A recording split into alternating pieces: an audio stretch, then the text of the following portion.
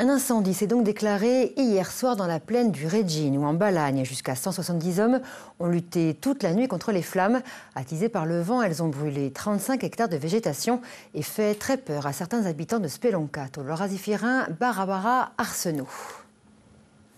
Sur ce champ d'oliviers calcinés, de la fumée s'échappe encore à quelques mètres de ces habitants de Speloncat. Toute la nuit, les flammes ont menacé leurs maisons et leurs troupeaux d'agnelles.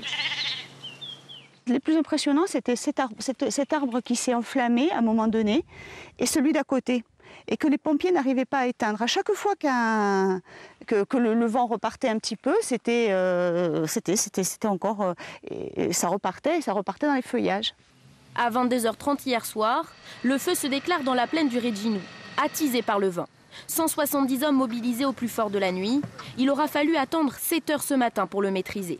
Bilan, 35 hectares de végétation brûlée, mais pas de victimes à déplorer ni de gros dégâts constatés.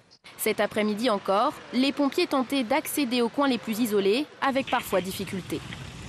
Bon, et ta position? Retourner sur la piste, là où les commandos doivent traiter les souches.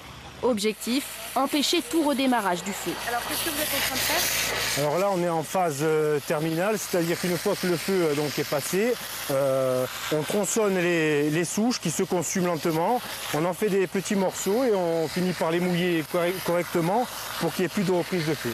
C'est le plus gros incendie en Balagne depuis le début de l'été. Une enquête a été ouverte pour déterminer son origine accidentelle ou criminelle.